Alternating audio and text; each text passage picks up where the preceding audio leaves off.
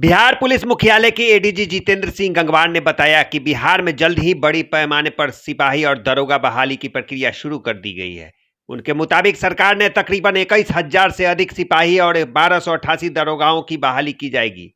इसके तहत जो प्रक्रिया उसको हरी झंडी दे दी गई है। उन्होंने कहा कि सरकार का मकसद राज्य में पर्याप्त पुलिस वालों की संख्या मुहैया करानी है। इसके तहत इन दोनों पदों पर बहाली की मंजूरी दे दी गई है। इसके अलावा उन्होंने मुस्कान योजना के बारे में विस्तार से बताया और बीते दिनों पुलिस के द्वारा अपराध के खिलाफ चलाए गए अभियान की विस्तृत जानकारी देते हुए अब तक कितने अपराधियों की गिरफ्तारी हुई और अपराध पर रोक लगाने के लिए सरकार की क्या योजना है, इसके बारे में विस्तार से बताया। पुलिस मुख्यालय की प्रेस वार्ता में आप सभी का स्वागत है। आज कुछ महत्वपूर्ण विषय हैं जिनको आपके सामने रखेंगे।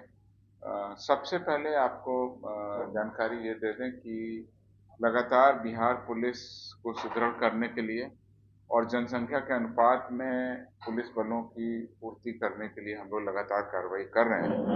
जैसा कि आप लोगों को जानकारी है, 6 जून 2023 को अंतिम रूप से सिपाही के काफी अधिक संख्या में कुल 21,391 पदों पर अधियाचना भेजी गई थी, जिसके क्रम में सिपाही चयन परिषद के द्वारा विज्ञापन संख्या 1/2023 भी निर्गत कर दिया गया है और जिसमें अब नियुक्ति की कार्रवाई की तिथि अक्टूबर में निर्धारित है। इसके तहत उसकी प्रक्रिया शुरू होगी। उसी क्रम में अब दरोगा के पदों पर भी बहुत बड़ी संख्या में नियुक्ति होने वाली है, जिसमें कि कुल 1288 पदों पर सीधी नियुक्ति के लिए गृह विभाग के द्वारा 13/9/23 को, अभी 13 सितंबर को रोस्टर क्लियरेंस कर दिया गया है। इस रोस्टर क्लियरेंस के आधार पर कुल पद 1288 हैं, जिसमें से 455 महिलाएं भी शामिल होंगी और इन पदों में से 13 पद 1288 में से 13 पद खेलकूद कोटा के अंतर्गत नियुक्त होंगे। इस प्रकार से शेष 1275 पदों पर नियुक्ति की अधियाचना बिहार पुलिस अवर सेवा आयोग को दे दी गई है और अब सब इंस्पेक्टर की बहाली के लिए प्रतिभागी जो हैं, उम्मीदवार हैं, अपनी तैयारी शुरू करें। सिपाही पदों के 21,391 पदों पर जिन्होंने फॉर्म भरा है वो निश्चित रूप से अपनी तैयारी करें। ये सूचना मैं आपको देना चाह रहा था और ये सब बहाली बहुत जल्दी हम लोग पारदर्शी तरीके से पूरा करते हुए रिजल्ट देंगे, जिसके बाद इनकी जो है ट्रेनिंग सही तरीके से हो करके ये सक्रिय पुलिसिंग में अपना योगदान दें। ट्रेनिंग के लिए जो नए आपको पिछले प्रेस कॉन्फ्रेंस में बताया गया था कि 22 अतिरिक्त प्रशिक्षण केंद्र की स्वीकृति सरकार ने दे दी है। 4 प्रशिक्षण केंद्र पहले से थे। कुल 26 प्रशिक्षण केंद्रों की स्वीकृति दे दी है, जिनके निर्माण करने के लिए हम लोगों ने विस्तृत प्रपोजल, जो करीब 1500 करोड़ से ऊपर का है, 1700 करोड़ का प्रपोजल है, वो सरकार को भेजा हुआ है, जिससे अतिरिक्त प्रशिक्षण केंद्र भी चालू हो जाए। तो हर प्रकार से अधिक सक्षम गुणवत्तापूर्ण प्रशिक्षण प्राप्त पुलिस कर्मियों को पुलिस बल में हम लोग शामिल करने की तैयारी कर रहे हैं। आपको मैं दे दूं ऑपरेशन मुस्कान पार्ट 2। ऑपरेशन मुस्कान पार्ट 2 के बारे में आपको बताऊंगा। उसके पहले ऑपरेशन मुस्कान पार्ट 1, जिसके तहत हम लोग अधिक से अधिक मोबाइल फोन की रिकवरी कर उनके वास्तविक स्वामियों को पहुंचाते थे। वर्ष 2023 के जनवरी से लेकर के अब तक अगस्त माह तक कुल 5,000 से अधिक, कुल 5,256 मोबाइल से संबंधित आंकड़ा आपको पहले उपलब्ध कराया गया था। ये सभी मोबाइल हमने जनवरी से लेके उपलब्ध कराए थे, 5,256।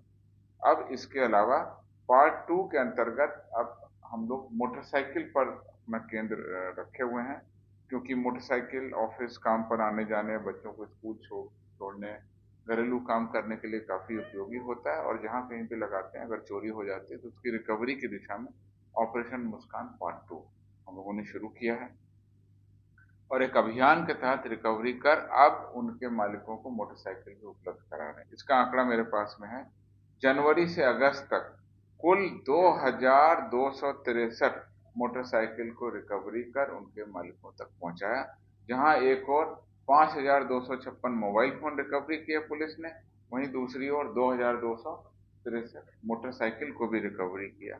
इसमें जो आंकड़े हैं वो 5 जिले हैं जहां सबसे ज्यादा मोटरसाइकिल हमने रिकवरी की है।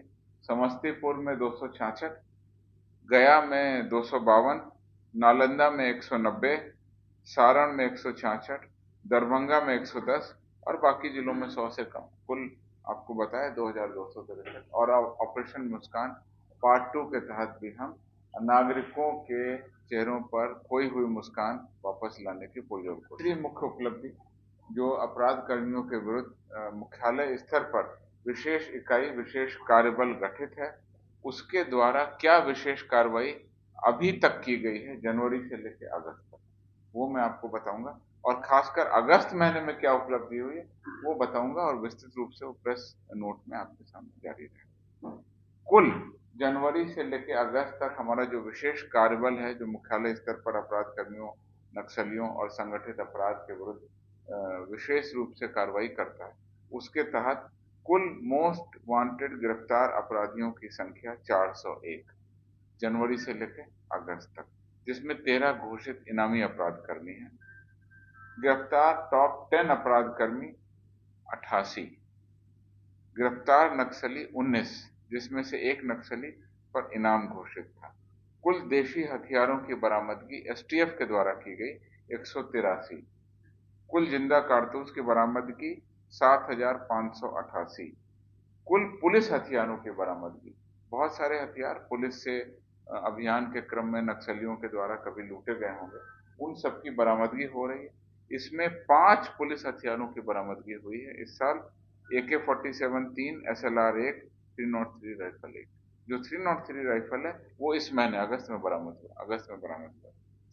कुल डेटोनेटर की बरामदगी है 13,806। इतनी भारी संख्या में डेटोनेटर नक्सलियों के खतरनाक मंसूबों की एक षड्यंत्र हो सकता था, जिसको समय रहते बिहार पुलिस और विशेष कार्यबल की टीम ने विफल कर दिया। तो इस प्रकार से इतनी बड़ी संख्या में अपराध कर्मियों, नक्सलियों की बरामदगी और हथियारों की बरामदगी हुई। इसमें कुछ महत्वपूर्ण गिरफ्तारी जो इस महीने की हैं, यानी अगस्त महीने की हैं, उसको आपके सामने रखता हूँ। 9 अगस्त को 50,000 रुपए के नामी कुख्यात अपराधी रणवीर यादव को उसके सहयोगी लालू यादव, मोहम्मद जावेद, जो खगड़िया जिला के मानसी थाना अंतर्गत NH-31 से छापामारी कर अवैध अज्ञात के साथ में एसटीएफ के द्वारा गिरफ्तार किया गया। इस अपराध कर्मी पर 50,000 रुपए का इनाम घोषित